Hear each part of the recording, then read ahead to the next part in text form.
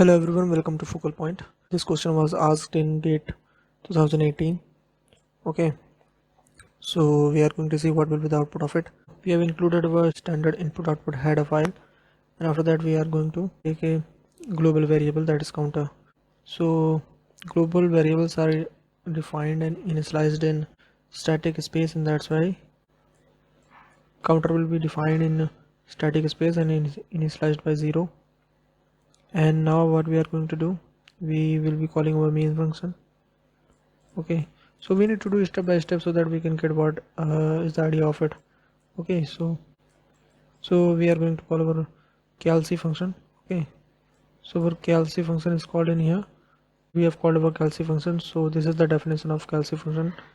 So what we are going to do, we are taking integer a, integer b, and these values will be copied. And so a and b are the values, so these values will be copied in a and b.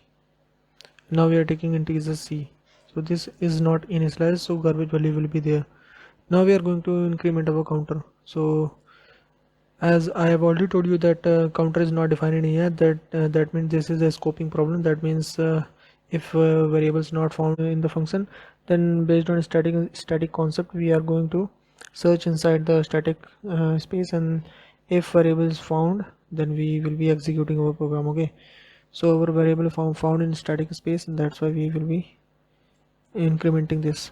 Okay, so now what is the condition that so this condition is false because b is 81 in here, and that's why we will be executing our code in the else condition. So our calc will be called in here.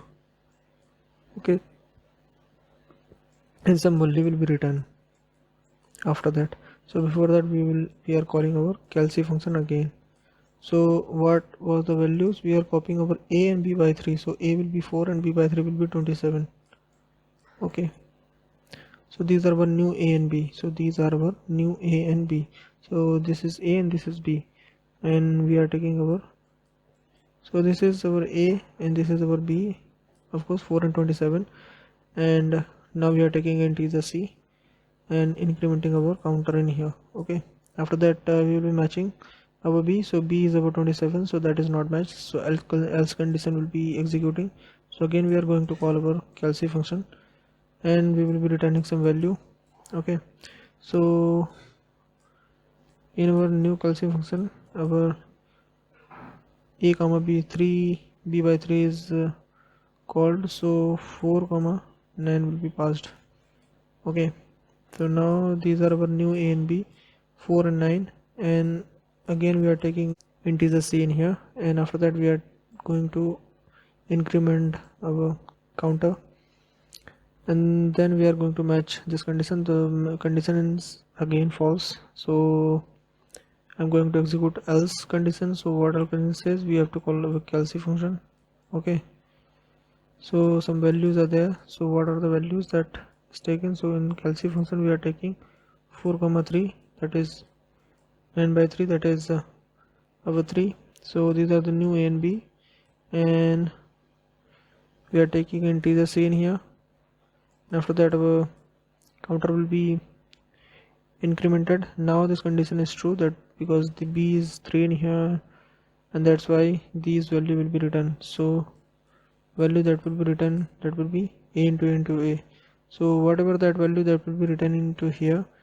Okay, so again the value that will be coming in here. After that we are returning the values. I'm not bothering about the values because we are just printing the value of counter. So after that in the main function, so these all functions will be popped out from the memory one by one. Okay, so these all information will be, so these all function will be popped out from the memory, and this information will be there inside the memory because this is static space. So now when we are going to print our counter, then what will be printed? 4 will be printed. Okay, so the output should be 4. So output of this question will be 4. Okay, thank you so much.